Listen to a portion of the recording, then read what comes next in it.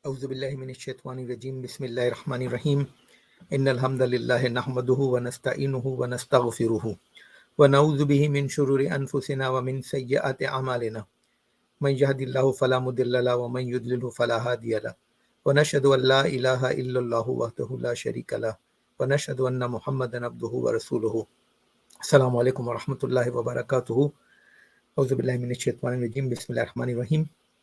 Inshallah, we'll continue our talk on the life and works of Imam Ash Shafai. This is the second part. So now we had studied the birth and early life of Imam Ash Shafai, his going to Medina to study under Imam Malik, and then going to Baghdad, where he faced a trial under Khalifa Harun Rashid. He was saved by his own eloquence. Obviously, Allah subhanahu wa ta'ala is the first one who saves. But Imam Ash Shafai also had an eloquence through which he was able to convince Harun Rashid, plus the testimony by Imam Muhammad ibn al-Hasan al-Shaybani. This saved Imam Ash Shafai from being executed like 9 others were executed. So he then stayed in Baghdad, studying under Muhammad ibn Hasan al-Shaybani. He has studied and debated, and as expected, he faced difficulties. I'll talk about it in a moment, inshallah. He had legal arguments with the Hanafi jurists due to his defense of the Maliki school, and he left Baghdad possibly because of the complaints by the Hanafi followers. Now I want to say something, sharing my own experience with you. I trained in Pakistan. I trained under some outstanding, fantastic teachers. I respect them a lot, still respect them a lot. I became an attending, which is like a consultant. But the problem was that I had been trained at the same institution by the same teachers who would be considered to be my colleagues after I had completed my training and I had joined as a consultant, like it happens in America and the rest of the Western world. But not so, unfortunately, in the Eastern culture, where you are still expected to show due respect to your teachers, which we do. But at the same time, you cannot disagree with them, you cannot argue with them, you cannot debate with them, you cannot question them. If you do that, you will have to leave. And in fact, the best thing that I found perhaps was that after you have been trained at an institution, you leave that institution for a few years, you go somewhere else, get some more training, and then you can come back as a totally different person.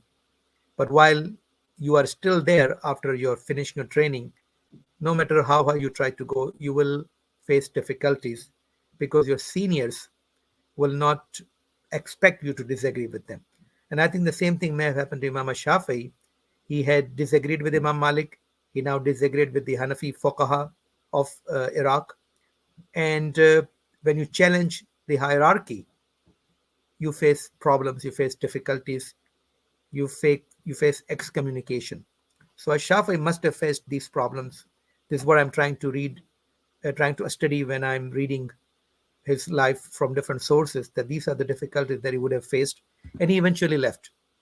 Now, Imam Ash Shafai's famous book Al-Risala has been translated into English by Majid Khadduri. This is the translation that I found. It was published in the 1960s, early 1960s.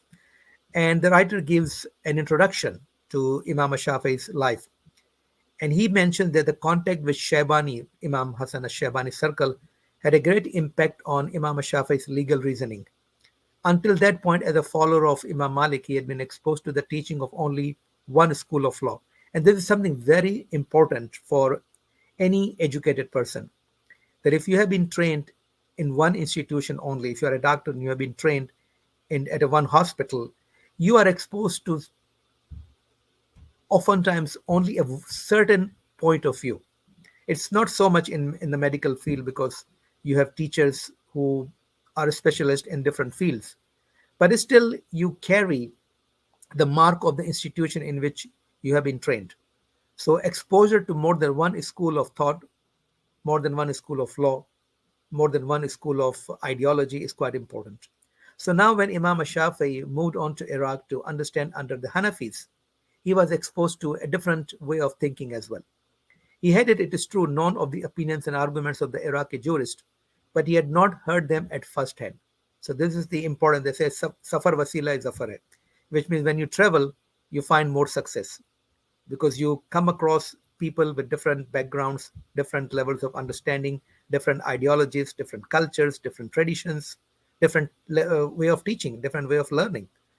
So Imam Shafii, a budding scholar, was now being exposed to a different way of approaching the Islamic law that he had heard about, but he had no exposure. He did not have the first-hand exposure. So we are told that he took an active part with Hanafi jurists in discourses and arguments, that he strenuously defended his teacher Imam Malik's position, and he seems to have earned the reputation of being the upholder of traditions for his efforts to establish the supremacy of tradition. So this is Rivaya versus Rai. But those discussions must have made him aware of the weaknesses of the Maliki school. This is an important thing. So, which Imam Shafi began to appreciate after settling in Egypt, as well as the points of his strength in the legal reasoning of the Iraqi jurist. So, if you are exposed to only one school of thought, if you have learned Quran and Hadith from only one group, you do not know the strength of the other way of thinking unless you learn it directly from those sources. Some authorities stress the difficulties encountered by him in his arguments with the Hanafi jurist, and one declares that Shafi'i was driven out of Iraq by them.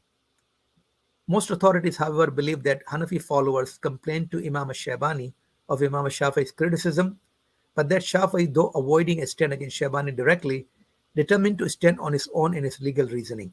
Very important point. He learned from his teachers, he respected the teachers, he did not take a direct stand against Imam Ash-Shabani, but he stood his ground in his own way of legal reasoning. Some authorities state that Imam Ash-Shabani, upon hearing the complaints of his followers, invited a Shafi'i to a debate on the points of difference between them. They also state the Shafi'i emerged triumphant over Shabani, although Hanafi sources insist the Shafi'i was defeated. So every group will claim victory, and only Allah is the judge. We have no way of knowing if this debate or these debates actually happened and who won the debate, what were the questions. We don't know that. These circumstances must have been difficult for Shafi'i, who, as a protege of Shabani, may have tried honestly to avoid an open conflict with him, as some authorities indicate. Nor was Shafi'i's position strong enough to take an open position against Shabani, an influential man at the court, and his followers. So Imam Shabani, Muhammad Hassan Shabani, was already an acknowledged authority. He had good connections with the authorities. He had a lot of influence. He had a lot of followers. So who was a relatively new 30-year-old Ash-Shafi'i against him? But again, it's important that Ash-Shafi'i learned, but he didn't allow himself to be dogmatized. He did not allow himself to be brainwashed. He used his own mind. So after staying in Iraq and studying under Imam Muhammad Hassan al-Shaybani for about 2 years, Ash-Shafi'i returned to Mecca. He was a different man now.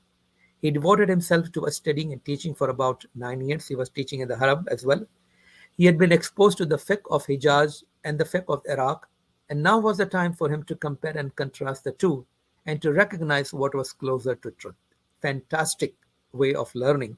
You learn from one school of thought, then you learn from other school of thought, keeping an open mind, and then and only then, after a period of time, you find yourself in a position where you can compare and contrast the two and to recognize what is closer to the truth, what is stronger. He then developed the rules for extrapolating the rules of deduction. So this is like a method of qiyas. So Imam Ash-Shafi'i had deep knowledge of Allah's book, and he knew how to evaluate its evidence and judgments, which texts were abrogating and which were abrogated, the ilm of nasikh wal mansukh, the position of the sunnah, the hadith, in the science of sharia, how to differentiate the sound from the weak reports, the sahih hadith and the daif hadith, how to use sunnah for evidence and its position in relation to the Holy Quran. This is an extremely important point because not every hadith has legal implication. A hadith may be used as evidence in more than one legal issue, but hadith cannot overrule the Quran. So it has a position in relationship to the Holy Quran, and this is a very, very important juristic issue. Next, how to extrapolate the rulings when there was nothing direct in the book or sunnah and when no precise rules of ijtihad applied. This was also a very important point where Imam Shafi'i came up with certain principles of jurisprudence, usul fiqh, that how do you address an issue when you find nothing direct in the book of Allah subhanahu wa ta'ala or the sunnah of the Prophet sallallahu alaihi wasallam, and the predecessors have do not left any precise rules of ijtihad how to approach this issue. So Imam Ash Shafai was in a way going on an uncharted sea and coming up with his own rules. He set out the limits for the mujtahid and himself did not exceed those. This is another very important point, that no human being, regardless of the level of his intellect, can cross certain limits. The Sharia has set boundaries. Those boundaries cannot be crossed. No one can go beyond the book of Allah subhanahu wa ta'ala and the sunnah of the Prophet sallallahu alaihi wasallam. Now, while he disagreed and perhaps debated and discussed with the Hanafi jurist of the Iraq, he had also now come to realize that there were certain weaknesses within the opinions of Imam Malik. So now Imam Shafai's teaching, however, revealed unexpected differences with Imam Malik due to his thorough grasp of the Maliki and the Hanafi opinions. If you are part of one group, if you belong to one party, you only see the strength of that party. You are oftentimes oblivious of the weakness of your own party. But when you go to a different location, when you join a different group, now and only now you begin to see that not everything that glitters is gold. So his departure from Imam Malik's opinions disappointed many admirers of Malik at a time when Shafi had not yet won the reputation of the master. This is what I was trying to say, that when you are young and budding, you have finished your training, you become a consultant, you don't have the reputation. Your teachers will always be ahead of you, and the admirers of your teacher will all join together in opposition to you if you challenge your teacher, because you're still not an opinion leader at that time. So while he ran into difficulties in Iraq when arguing with Imam Ash Shafai and other Hanafi jurists, now he had another problem when he began to question Imam Malik's opinions. So that was a turning point, that Ash Shafai presented his opinions without criticizing Imam Malik or saying that the latter's opinions were wrong. This is again another important thing. You can criticize somebody's opinion, but don't attack him personally. Unfortunately, this is the golden principle that we all forget, that when we oppose somebody, we don't oppose on the basis of the strength or weakness of the opinion that the person holds. We simply start criticizing that person. We start personal attacks, which is not good. So he didn't criticize Imam Malik, that Imam Malik was this or that, or he said that his opinion was wrong. He simply presented that there is another view of looking at the things, and maybe there is something which is stronger that we can follow. So then he found out, and again, very important thing, that some people were sanctifying Imam Malik's relics and clothes and even accepting his opinion against the hadith of the Prophet sallallahu alaihi wasallam. Another thing, important point in politics, where people elevate their leader to such a high status that they think that he is beyond criticism, he is beyond making any mistake, he is infallible, he is sacred, and anybody who criticizes him is out of the fold, out of line. Sometimes, people will declare people to be kafir or to be traitor of your country if you criticize one leader. And this is again another problem that Imam Shafai faced. And I actually found his life history very enlightening, because I myself have gone through some of the problems in my own field, not in religion, but in my own field. So he actually wrote a book, Kitabu Ikhtilaf Malik wa Shafai radiyallahu anhuma. It is part of his voluminous book, Kitabul So there is a part of that book in which he mentions his ikhtilaf, his difference of opinion with some of the opinions of his teachers.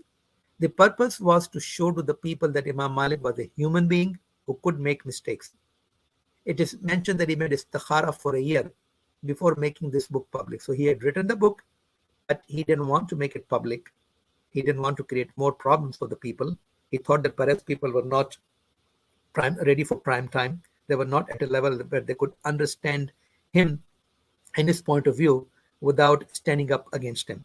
So he made istikhara for a year before he made this book public. So he mentions that I came to Egypt and did not know that Imam Malik took a contrary position to the hadith and his position, except in 16 instances. When I examined it, I saw that he spoke by the root and ignored the branch, and he spoke by the branch and ignored the root. Now, what does that mean? That you have a hadith that has a statement. Okay, the hadith has a root, which means that it has a direct implication on some issue. But at the same time, it has a furu or branch. So there is an asl and there is a branch.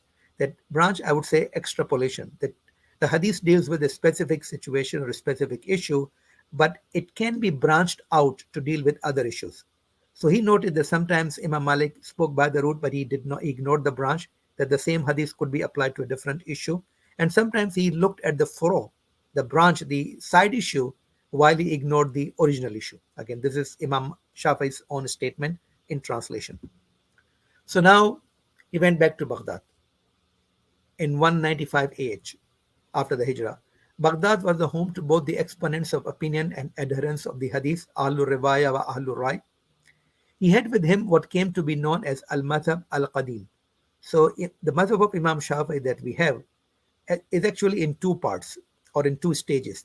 The first is called the old madhab or Al-Madhab Al-Qadim, and then the second one is Al-Madhab Al-Jadid, which is where the current Shafi'i madhab school of thought is positioned.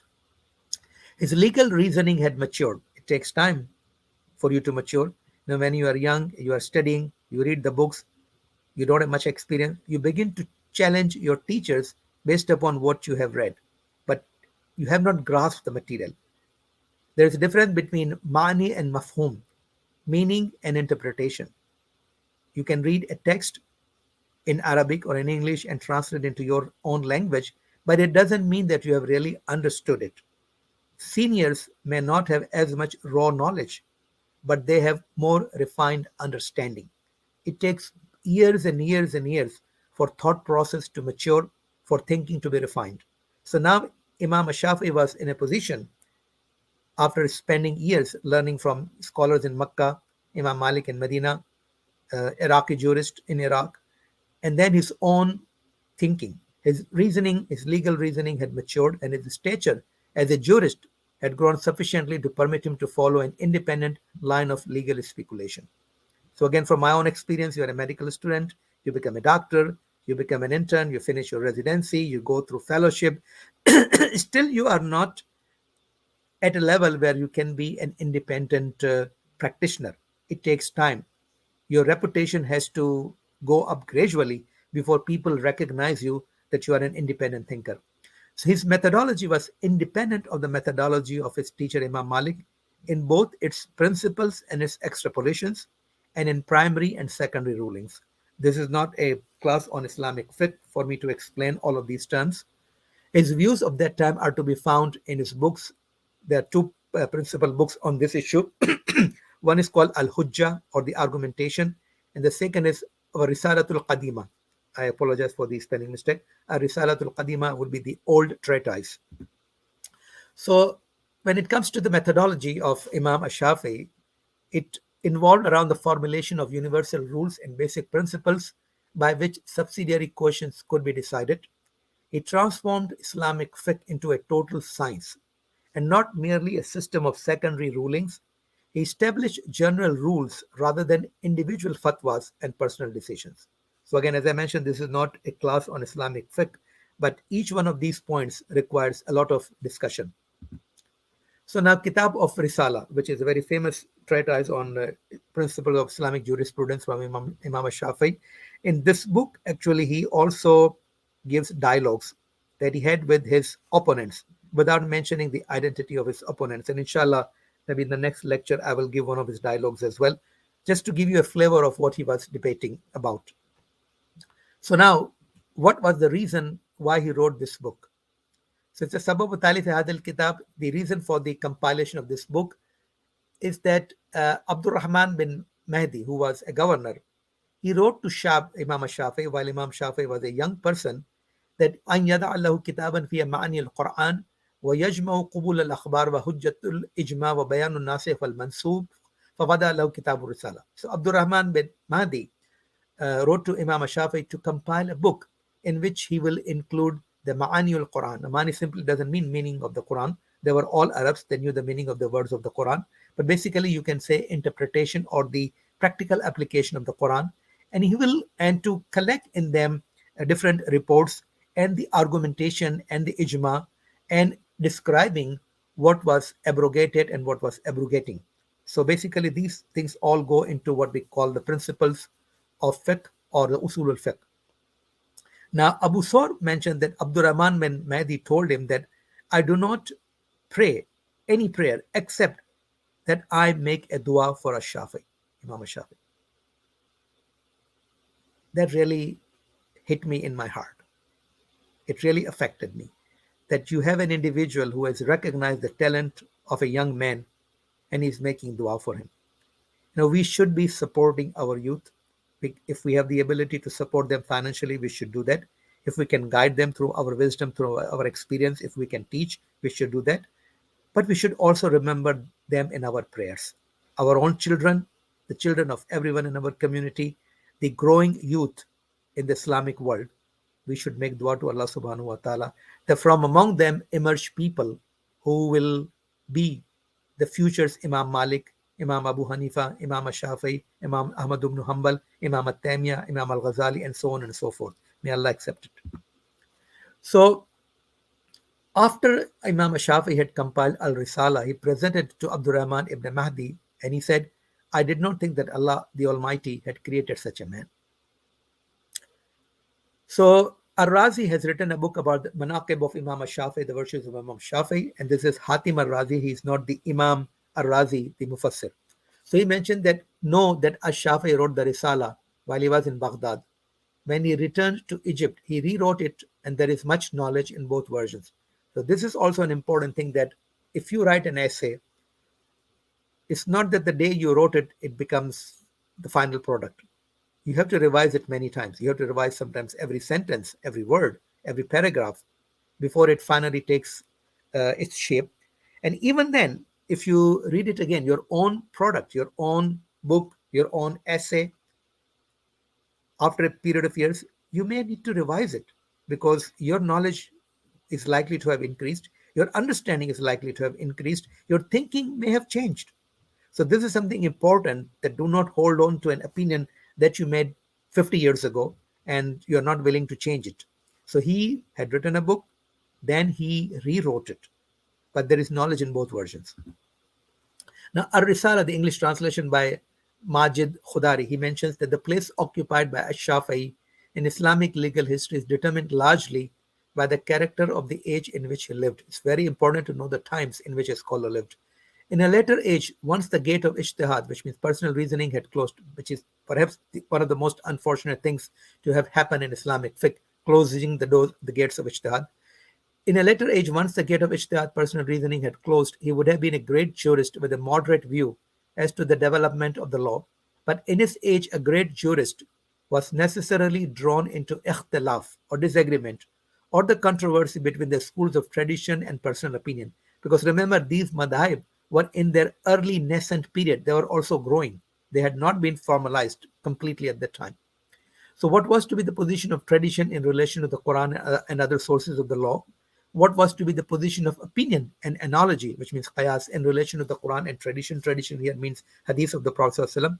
At a time when his scholars were raising such questions, a man profoundly learned in the tradition and passionately convinced of its significance was compelled to take part in the controversy between the advocates of tradition and the advocates of opinion, Ahlur Rai and Ahlur Riwaya, in order to defend the former's claim to supremacy, which means putting hadith over opinion.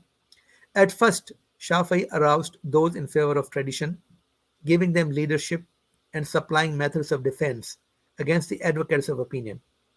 Later on, again, this is a person's own evolution as he goes through life. Later on, after settling in Egypt, Shafi'i seems to have felt more strongly the need to strike a balance between the two schools of thought, and he sought to find a common ground of agreement. So initially, it's either this way or that way. So you are on extremes. One extreme is the Ahlur Riwaya, one extreme is Ahlur Rai, and you want to lean completely towards one side, ignoring the golden middle path. But as years go on, as your hair become turn white, you begin to see things that you ignored when you were young and growing. So now he realized, he felt more strongly the need to strike a balance between the two schools of thought, and he sought to find a common ground of agreement, an extremely important point. So from Baghdad to Egypt, After spending 3 to 4 years, Imam left Baghdad for Egypt in 198 or 199 after the Hijrah. So you see, he's constantly traveling, learning, relearning, de-learning, and relearning. And the reasons are speculative why he left. Now it is mentioned that Abdullah bin Musa, governor of Al-Ma'mun, invited him to Egypt. It is also mentioned that it was due to Al-Ma'mun, Khalifa Al-Ma'mun, becoming the caliph in 198 after Hijrah, who offered Imam Ash Shafai the post of a judge, but he declined it. So there is a history over here as well that Harun Rashid, after he died, he had a son Al-Amin and a son Al-Ma'mun, and both Amin and Ma'mun fought for the crown, and Al-Ma'mun became finally the victorious. Now, this is very presumptive. Again, I'm giving you what I have read. It has nothing to do with my own personal opinion. So, and it is mentioned in Muhammad Abu Zahra as well as Khudari that Al-Mamun had defeated his brother Al-Amin in 198 after Hijrah. Al-Mamun's commanders were all Persians, and Al-Amin's army was predominantly commanded by the Arabs. Now, Abu Zahra writes, and it is his opinion, that the Qurayshite Ash-Shafai was not content to reside in the shadow of a power which was Persian in its influence and tone. It is his opinion. I'm simply quoting it. Now, Khaduri mentions that Shafai's departure from Iraq took place in 198 after Hijrah. It was the same year that the Caliph Al-Ma'mun established himself in Baghdad, having defeated his brother Al-Amin a year earlier and inaugurated a regime in which the rationalist philosophy of Al-Mu'tazila assumed a predominant position. And we will discuss it when we discuss the life and work of Imam Ahmad ibn Hanbal, how Imam Ahmad ibn Hanbal was persecuted by the Mu'tazilas, and later on, several years later, the tables turned as well. So in 213, the Caliph officially proclaimed the doctrine of the creation of the Quran, Khalqul Quran, in opposition to the orthodox view of its eternal nature as coexisting with God. In 218, he decreed that no qadi, no judge who did not subscribe to his doctrine could hold an office in the state, and an inquisition, al-mihna, for the trial of those who rejected the doctrine was instituted. This anticipated atmosphere of intolerance to orthodox views, it has been suggested by a recent writer, drove Shafai to settle in Egypt. At the age of 50, Shafai seems to have made his final choice. So I think that instead of going into the Arabs versus Persian controversy, this sounds to be a more reasonable opinion. So now the final days in Egypt. Imam Ash Shafai went to Egypt. He obtained wealth from the share of his relatives by virtue of being a sharif. He gained fame through the spread of his knowledge, opinion, and fiqh. He died and was buried in Fustat at the age of 54 on the last day of Rajab in 204 after Hijrah. Inna lillahi wa inna ilayhi raji'un. Allah maghfir lahu warhamhu wa adkhilhu fi jannatil firdaus. We will continue with the life and works of Imam Ash Shafai, but I want to end this talk by quoting from his poetry.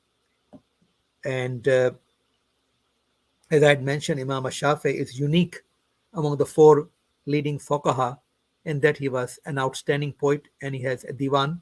So I will just mention this few lines of poetry. Actually, inshallah, I'll be giving a khutbah based upon that, quoting from the Quran and Hadith. But just to give you these verses in English translation. إِذَا سَبَّنِي نَزْلٌ تَزَايَدْتُ رِفْعَةً. When a person of low stature curses me or throws garbage at me, I increase in stature. وَمَا الْعَيْبُ إِلَّا أَنْ أَكُونَ مُسَابِبُهُ. The only fault, my fault will be if I return his cursing by cursing him. So if he's swearing at me, if I swear at him, then that will be a fault with me. وَلَوْ لَمْ تَكُنْ نَفْسِي عَلَيَّ عَزِيزَةً. If my own self-respect was not dear to me, لَمَكَنْتُهَا مِنْ كُلِّ نَزْلٍ تُحَارِبُهُ. Then I will allow myself to start fighting against every lowly person who is throwing garbage at me. So, you can fight fire with fire. That will not increase your stature. If you show patience and hold yourself, that will increase your station in the eyes of Allah subhanahu wa ta'ala. And as I said that, inshallah, I'll be explaining these verses in the form of a khutbah, quoting from the Quran and Hadith. Imam Ash Shafai is actually taking his basis from the Quran and Hadith. وَلَوْ أَنَّنِي أَسْأَلِ نَفْعِي وَجَدْتَنِي. If I strive for my own benefit, which means if I'm doing something just for my own benefit and not for the sake of Allah subhanahu wa ta'ala, not for the sake of people, كَثِيرَ التَّوَانِي لِلَّذِي أَنَا طَالِبُهُ, then you will find that I am very weak in obtaining my objective. وَلَكِنَّنِي أَسْأَلِ أَنْفَعَ صَاحِبِي, but indeed I try very hard to benefit my companion. And then final, وَعَارٌ عَلَى الشَّبْعَانِ إِنْ جَاءَ صَاحِبُهُ. It is an embarrassment for a person to fill his stomach while his companion is hungry. Again, this had its roots in the hadith of the Prophet ﷺ. So I like these verses, and inshallah, throughout my talks on Imam Ash Shafai, I'll be quoting from his poetry as well, inshallah ta'ala. أقول قولي هذا واستغفر الله لي ولكم ولذكر الله أكبر. الصلاة والسلام على رسول الله صلى الله عليه وآله وسلم. السلام عليكم ورحمة الله وبركاته.